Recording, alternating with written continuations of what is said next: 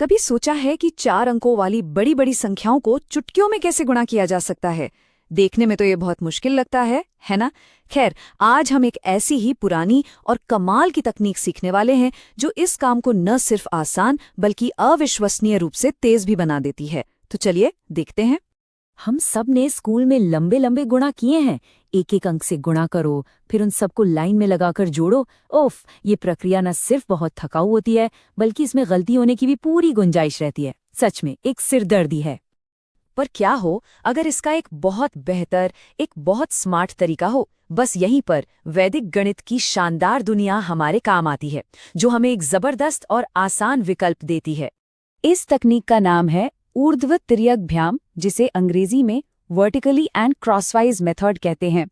इसकी सबसे अच्छी बात यह है कि ये रटने पर नहीं बल्कि एक पैटर्न को समझने पर जोर देती है। ये एक बड़ी गुणा की समस्या को छोटे छोटे आसान हिस्सों में तोड़ देती है, जिससे पूरी प्रक्रिया एकदम सरल हो जाती है।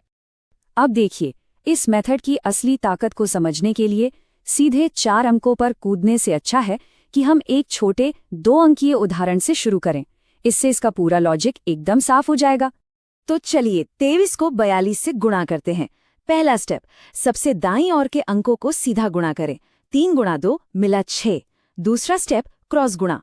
2 गुणा 2 और 3 गुणा 4 को जोड़ना है, तो ये हुआ 4 + 12 = 16। हम 6 लिखेंगे और 1 को हासिल यानी कैरी ओवर रखेंगे। तीसरा स्टेप, अब बाईं ओर के अंकों को सीधा गुणा करें। 2 गुणा 4 हुआ 8 और इसमें पिछला 1 हासिल का जोड़ दें तो मिला 9। और बस हो गया। इन सब टुकड़ों को एक साथ रखने पर हमें फाइनल जवाब मिल गया 966।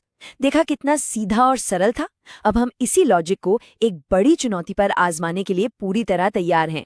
तो अब आते हैं मेन इवेंट पर। जो तरीका हमने अभी अभी 2 अंकों के लिए इस्तेमाल किया, ठीक वही तरीका अब 4 अंकों की एक बहुत बड़ी समस्या को हल करने वाला है।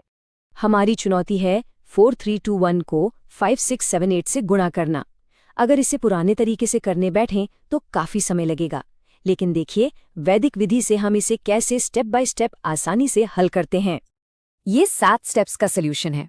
अरे सुनकर घबराना नहीं है, ये बस एक ही पैटर्न है जो पहले फैलता है और फिर सिकुड़ता है। चलिए एक एक करके इसे देखते हैं। पहला स्टेप तो सबसे आसान है। सबसे दाईं ओर के अंकों को सीधा गुणा करना है। 1 गुणा 8 हमें मिला 8। ये हमारे जवाब का आखिरी अंक होगा। ठीक है, अब पहला क्रॉस गुणा। दाईं ओर से 2 अंकों के जोड़ों को क्रॉस में गुणा करके जोड़ें। 2 गुणा 8 + 1 गुणा 7, ये हुआ 16 + 7 = 23। हम यहाँ 3 लिखेंगे और 2 को हासिल के तौर पर आगे ले जाएंगे।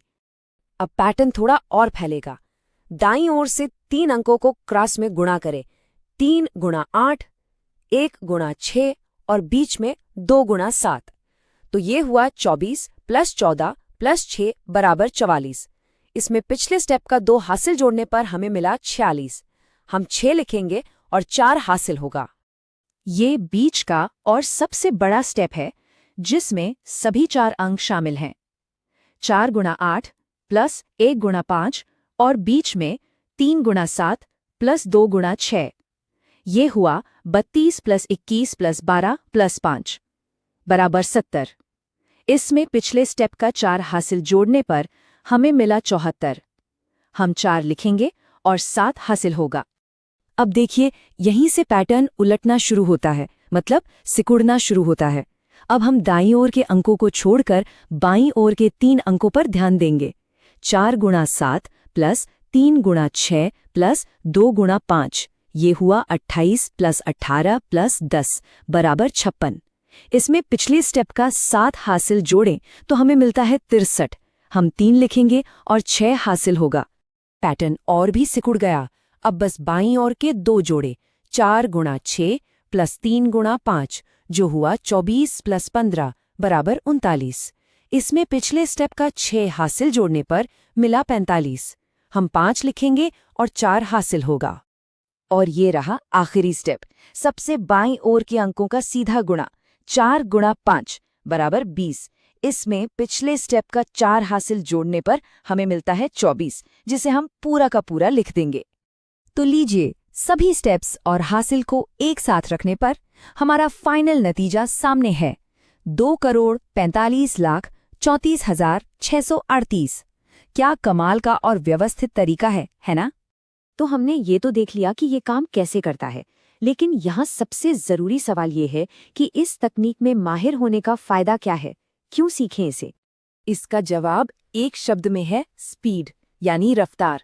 स्रोत सामग्री के मुताबिक अभ्यास के साथ ये तरीका हमारे पुराने तरीके से 10 गुना ज्यादा तेज हो सकता है। सोचिए, हिसाब किताब में कितना समय बच सकता है। रफ्तार के इस दावे को और पुख्ता करने के लिए ये सीधी लाइन देखिए। ये कोई जादू की छड़ी नहीं है, ये एक दिमागी औजार है जो प्रैक्टिस के साथ और भी तेज होता जाता है। तो साला खेल अभ्यास का है। ये सब कुछ हमें सोचने पर मजबूर करता है ना? अगर सिर्फ ये एक तकनीक इतनी जबरदस्त हो सकती है, तो जरा सोचिए गणित के और न जाने कितने ही प्राचीन रहस्य होंगे जो बस खोजे जाने का इंतजार कर रहे हैं।